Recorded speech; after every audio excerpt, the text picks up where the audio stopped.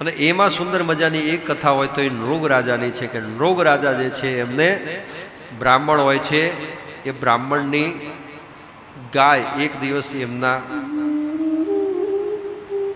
ગૌશાળામાં આવી ગઈ હોય છે અને ભૂલથી બીજા બ્રાહ્મણને એ ગાયનું દાન કરવામાં આપી દીધું હોય છે. એના કારણે નૃગ રાજા હોય છે એમને ભયંકર દોષ લાગે છે.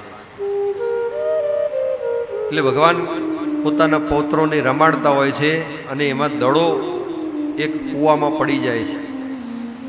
એટલે બધા પૌત્રો કહે છે કે અમને આ દડો કાઢી આપો ને. એટલે ભગવાન દડો કાઢવા માટે કૂવામાં હાથ નાખે છે, એમાં એમના હાથનો સ્પર્શ આ કાછંડાને થઈ જાય છે. કાછંડાની યોનિમાં આ નૃગ રાજા જે છે એ કાછંડાની યોની ભોગવતા હોય છે. એટલે જ્યાં ભગવાનના હાથનો સ્પર્શ થયો ત્યાં એમનું દિવ્ય સ્વરૂપ પ્રગટ થયું. દિવ્ય સ્વરૂપ પ્રગટ થયું એટલે પોતાના સંતાનોને કંઈક જ્ઞાન મળે એ હેતુથી આ દિવ્ય સ્વરૂપને પૂછે છે કે તમે કોણ છો અને આ કાચંડાની યોનિમાંથી તમારું આટલું દિવ્ય સ્વરૂપ કઈ રીતે પ્રગટ થયું. ત્યારે નૃગ રાજા કહે છે કે આ કાચંડાની યોની પ્રાપ્ત કરી એ પહેલા હું રાજા નૃગ હતો અને મેં અસંખ્ય ગાયોનું દાન કર્યું છે. પણ એક દિવસ એક ભૂદેવની ગાય ભૂલથી મારી ગૌશાળામાં આવી ગઈ અને એનું મેં બીજા બ્રાહ્મણને દાન કરી દીધું. અને એ જે બ્રાહ્મણને મેં દાન કર્યું એ ગાય લઈ અને બ્રહ્મદેવ જતા હતા અને બીજા જે બ્રાહ્મણની ગાય ખોવાઈ હતી એમને એ ગાય જોઈ અને એમને પૂછ્યું કે ભાઈ આ ગાય તો મારી છે, તમે ક્યાંથી લાયા આ ગાય? ત્યારે કહ્યું કે આ ગાય તો મને રાજાએ દાનમાં આપી છે. ત્યારે બંને ભૂદેવો નગરમાં આવે છે અને રાજસભામાં આવીને વાત કરે છે. પેલા કહે છે કે આ ગાય તો મારી છે. એટલે નૃગ રાજા કહે કે મેં તપાસ કરાઈ અને વાસ્તવમાં સત્ય હકીકત નીકળે છે કે બીજા બ્રાહ્મણ દેવ હોય છે એમની ગાય હોય છે. અને એના કારણે મેં એમને કહ્યું કે ક્ષત્રિય ધર્મ પ્રમાણે આપેલું દાન કોઈ દિવસ પાછું લેવાય નહીં. એટલે બીજે તમારે 100 ગાયો જોતી હોય તો સોનાના શિંગડેથી મઢી અને તમને આપું.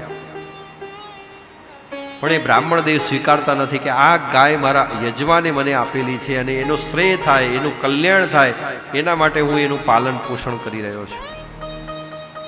માટે તમે દાન આપી તો ભલે આપી, હવે મારે આ ગાય જોતી નથી. અને પેલા બીજા બ્રાહ્મણે પણ એ ગાયને રાજાને સુપ્રત કરી કે ભાઈ બીજાનું દાન હોય, પરભાર્યું દાન તમે મને કરો છો એવી રીતે લેવાય નહીં. તમારા મહેનતનું હોય, તમારા પરિશ્રમનું હોય તો એ દાન હું સ્વીકારું. તમે આ બીજાની ગાય તમે મને બારોબાર આપો છો તો મારે પણ લેવી નથી. એટલે એ પણ ગાય મૂકીને જતા રહેશે. એવી રીતે બ્રાહ્મણની રજા સિવાય બ્રાહ્મણની અનાયાસે જે રીતે ગાયનું આ રીતે ગૌશાળામાં આવી ગઈને દાન થઈ ગયું એના પ્રતીતિ સ્વરૂપ મને આ કાચંડાની યોનિમાં અવતાર મળ્યો.